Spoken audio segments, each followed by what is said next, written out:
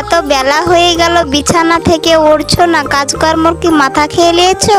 তুমি উঠে চোখে মুখে জল দিয়ে লাও, তোমার জন্য নাস্তা রেডি রেখেছি। তুমি দিলে তো আমার ঘুমের 12টা বাজিয়ে। তোমাকে নিয়ে আর পারি না। যাও যাও, আসছি। তুমি একটু অপেক্ষা করো, আমি আসছি। বুঝলে গিন্নি, যাও।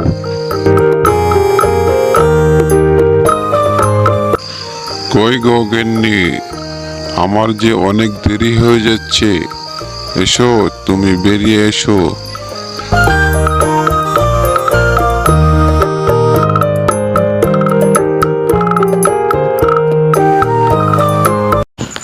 শুনছো, কালকে আমার বাবা আসবে, বাজার থেকে একটা বড় মাছ আনবে। এই কদিন আগেই তো তোমার বাবা আমাদের বাড়ি থেকে ঘুরে গেল, আবার আসবে? আমাকে তো খেয়ে খেয়ে ফকির বানিয়ে দেবে তোমার বাবা। তোমার দেরি হয়ে গেল না? যাও যাও বাজার।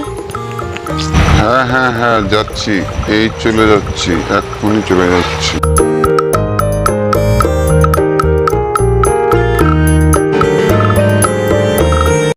কি গো, তোমার মুখটা কেন শুকনো শুকনো লাগছে?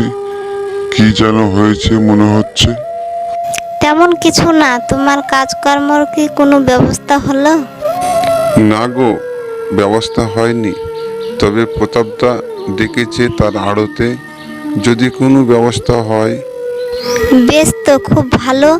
যাও, যদি কোনো কাজের ব্যবস্থা হয়। সে তো যাবই, কিন্তু তার ইচ্ছে, যদি তার মনটা ভালো থাকে তো কাজ দেয়, আর যদি না ভালো হয় তো দেবে না।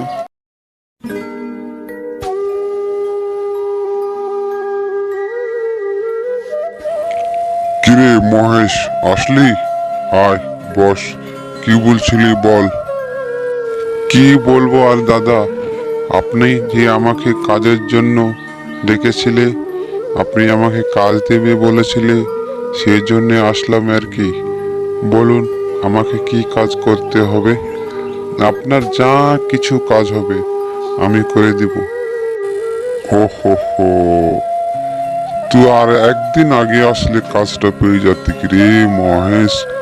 তো ঠিক আছে, আমার কাছে তো কোনো কাজ নেই রে। ঠিক আছে, তুই যা, আমি পরে চেষ্টা করে দেখব। এই মুহূর্তে আমার কাছে কোনো কাজ নেই, বুঝলি? কিছু মনে করিস না, তুই এখন যা।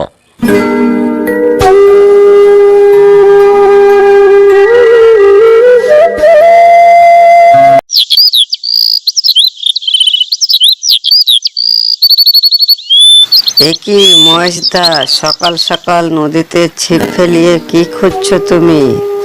তোমার কি খেয়ে দিয়ে কাজ নেই? একটু সুখ খুঁজছি রে ভাই। এই জীবনে সুখের সন্ধান পাওয়া অতি কষ্টের রে ভাই। যতই চেষ্টা করি না, সুখের সন্ধান আমি পাই না রে ভাই। কি বলো মহেশদা, শোক বলতে কিছু আছে নাকি? কি সব ফালতু কথাবার্তা বলো, দার্শনিক কথাবার্তা কেন বলো মহেশদা? তুই সেটা কি বুঝবি রে পাগল? তুই তো খাস বাপের হোটেলে।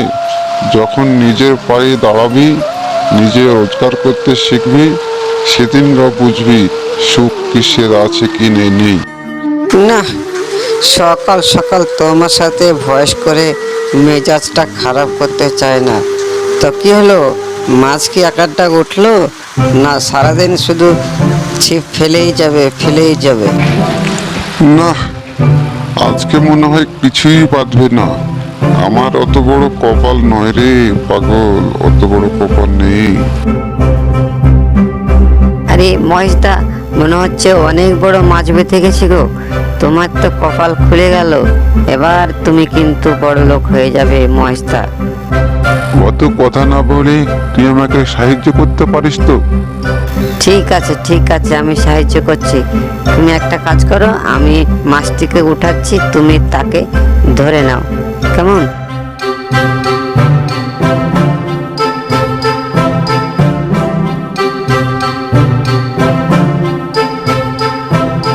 হায় হায় হায়, এত খাটার পরে একটা সামান্য চিংড়ি মাছ বেঁধেছে। কি বলো দাদা, এত বড় চিংড়ি মাছ, আর তুমি সেটাকে নিয়ে ভয় করছো? এটা বাজারে বিক্রি করলে অনেক দাম হবে।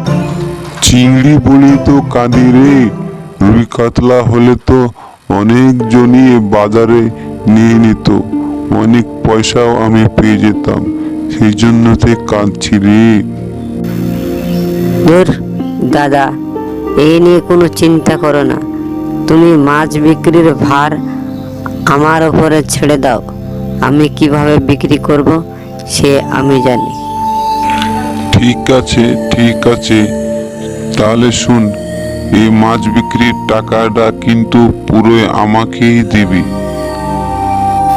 হ্যাঁ হ্যাঁ, তুমি এ নিয়ে কোনো চিন্তা করো না। আমি যেটা বলছি ভালো করে শোনো। এই চিংড়িটাকে নিয়ে গিয়ে তোমার চালের ওপরে ভালোভাবে সুন্দরভাবে রেখে দিবে। দেখো যাতে করে সব লোকজন যেন ভালোভাবে এই মাছটিকে দেখতে পায়, বুঝলে? তাহলে দেখবে তারপর কত মজা।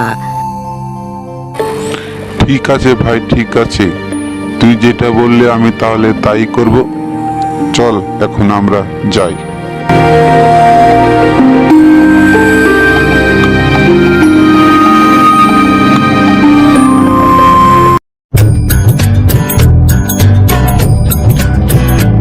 কই গো, সব চুপ করে দাঁড়িয়ে আছে, কেউ কিছু বলছে না।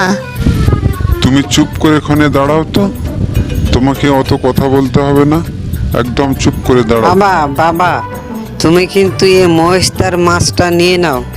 মহেশদা কিন্তু অনেক গরিব মানুষ, বুঝলে বাবা?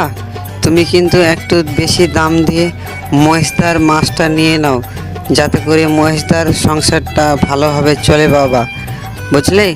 নিয়ে নাও কিন্তু। বল রে মহেশ, তোর মাছের দাম কত নিবি? ঠিকঠাক করে বলিস, খুব যেন বেশি বলিস না। কত নিবি বল। আপনারা কর্তা মহাজন মানুষ, আপনার যেটা হবে সেটা দিবেন, তবুও দাম বলার কর্তব্য আছে, সেজন্য আমি বলছি এই 10,000 টাকা দিয়ে দিবেন, আর বেশি চাইবো না। ঠিক আছে ঠিক আছে, 10,000 নয়, তুই মাছটার দাম 8,000 নিয়ে নে, কেমন? ঠিক আছে, যেটা আপনারা ভালো মনে করেন, ঠিক আছে, নিয়ে যান।